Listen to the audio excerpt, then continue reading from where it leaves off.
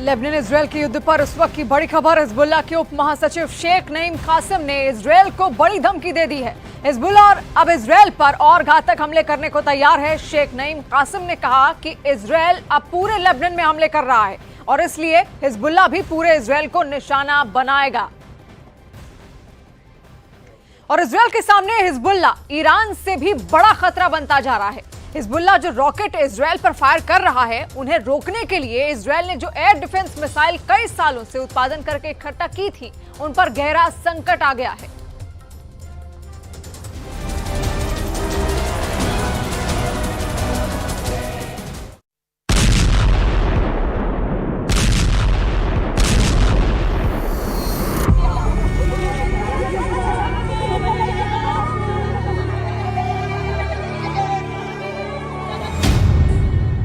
इन धमाकों और इन हमलों के बीच इजराइल से आई वो खबर देखिए जिसने नेतन्याहू के पैरों तले जमीन खिसका दी है।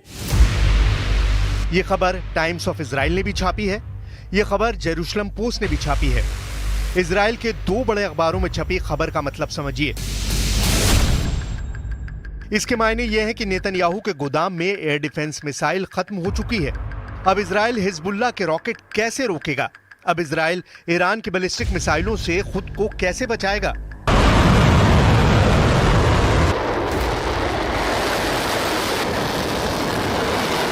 क्योंकि इजराइल को बचाने वाली मिसाइल खत्म हो चुकी है या फिर खत्म होने की कगार पर है।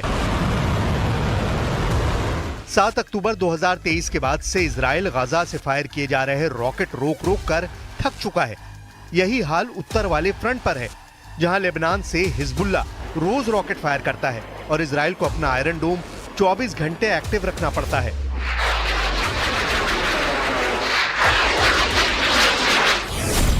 सात अक्टूबर 2023 के बाद से 20,000 से ज्यादा रॉकेट, ड्रोन और मिसाइल इजराइल पर फायर की जा चुकी हैं। ये हमले गाजा से हुए हैं, लेबनान से हुए हैं, इराक से हुए हैं, यमन और ईरान से भी मिसाइल दागी गई हैं। इनमें 13 अप्रैल और 1 अक्टूबर को ईरान से हुए मिसाइल अटैक भी शामिल है, जब इजराइल के एयर डिफेंस और मिसाइल डिफेंस का सबसे बड़ा टेस्ट हुआ और नेतन्याहू को लगा बड़ा झटका, क्योंकि इजराइल का डिफेंस सिस्टम पूरी तरह कामयाब नहीं हुआ या कहें कि फेल हो गया। पूरी दुनिया ने देखा कि ईरान की मिसाइलें कैसे इजराइल के नेवतिम एयरबेस पर जाकर टकराईं।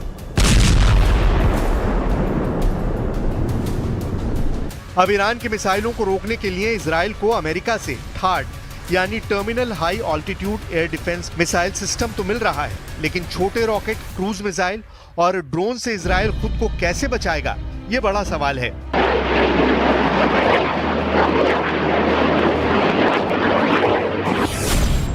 इजराइल एरोस्पेस इंडस्ट्रीज के सीईओ बोआज लेवी ने कहा है कि मिसाइल सप्लाई का दबाव इतना ज्यादा है कि उनके मिसाइल कारखाने 24 घंटे चल रहे हैं।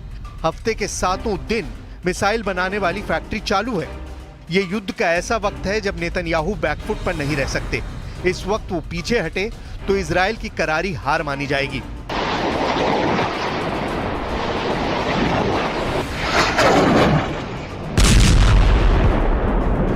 लेबनान में धमाका, इजराइल में ब्लास्ट, गाजा जैसी तबाही जारी है। दुनिया के सबसे खतरनाक वॉर जोन, जहां जान कब जा सकती है कोई गारंटी नहीं। इन हमलों, इन धमाकों का लेबनान और इजराइल के अंदर सबसे बड़ा असर देखिए।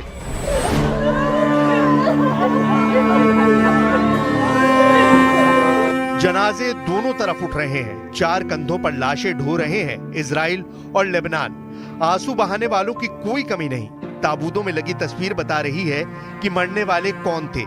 ये मजमा बता रहा है कि इजराइल से लेकर लेबनान तक जब मौत होती है तो लोग गम में डूब जाते हैं। जमीन के 4 फीट अंदर दफनाकर ये अब अगले हमले के लिए तैयार है। दोनों तरफ आंसू भी हैं, गुस्सा भी है। इजराइल पर अभी और रॉकेट बरसेंगे। हाइफा से लेकर तेल अवीव तक हिजबुल्लाह के टारगेट बहुत ज्यादा हैं। बेरूत में भी आज बम गिरा, कल भी गिरेगा, परसों भी यही हाल रहेगा। ये नेतन्याहू का वादा है। इजराइल ने 24 घंटों के अंदर लेबनान के अंदर 200 टारगेट्स पर बम गिराया है। इजराइल के टारगेट पर अब दक्षिण बेरूत ही नहीं बल्कि पूरा लेबनान आ चुका है।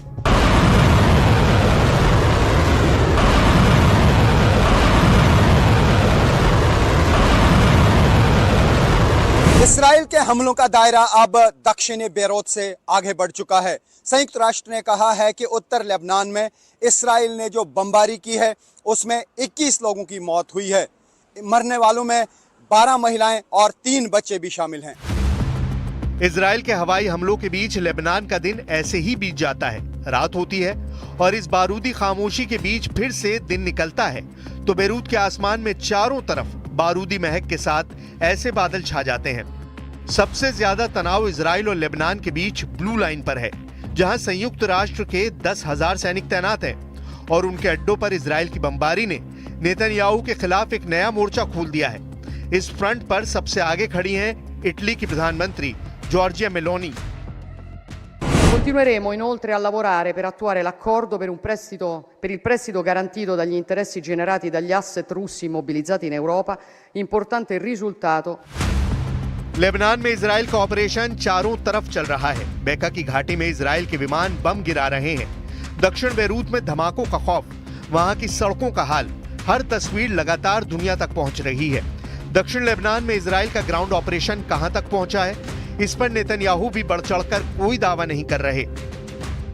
By decapitating the leadership, it is going to reduce the pressure. I don't think so. It all depends on what Iran does. Iran is holding back these missiles not because of any mercy to the Israelis in Haifa and so on. That massive amount of accurate weaponry is mainly to do with the deterrence of America. Not so much the Israelis. Israel का focus इस वक्त Haifa पर है। Haifa Israel के 3 बड़े शहरों में से एक है। हाइफा को इजराइल की व्यापारिक राजधानी भी कहा जाता है और व्यापार का ज्यादातर हिस्सा इजराइल हाइफा के जरिए ही करता है। हाइफा में हिजबुल्लाह की ड्रोन स्ट्राइक के बाद पहले यहां इजराइल के आर्मी चीफ बहुत ही कड़ी सुरक्षा में मुआयना करने पहुंचे। इसके बाद रात में ही इजराइल के रक्षा मंत्री योव गैलेंट भी हाइफा आए और दिन में प्रधानमंत्री बेंयामिन नेतन्याहू ने भी इसी मिलिट्री अड्डे का दौरा किया जहां हिजबुल्लाह का मिस्रा ड्रोन फटा था। हाइफा में हुए इस धमाके ने इजराइल की पूरी सेना को हिलाकर रख दिया। नेतन्याहू ने नसरल्लाह के मरने पर जो वादा किया था, एक बार फिर वही बात उन्होंने दोहराई। אנחנו נמשיך להכות בחיזבאללה ללא רחם בכל חלקי לבנון, גם בביירות। लेबनान और गाजा में तबाही मचाने वाले बम इजराइल के पास कम नहीं है। ये सप्लाई चेन अमेरिका से चल रही है, इसलिए नेतन्याहू की टेंशन सबसे ज्यादा एयर डिफेंस मिसाइल की है, क्योंकि ये ऐसा कवच है जो एक बार गायब हुआ तो इजराइल को मिट्टी में मिलाने में ईरान कोई गुंजाइश नहीं छोड़ेगा।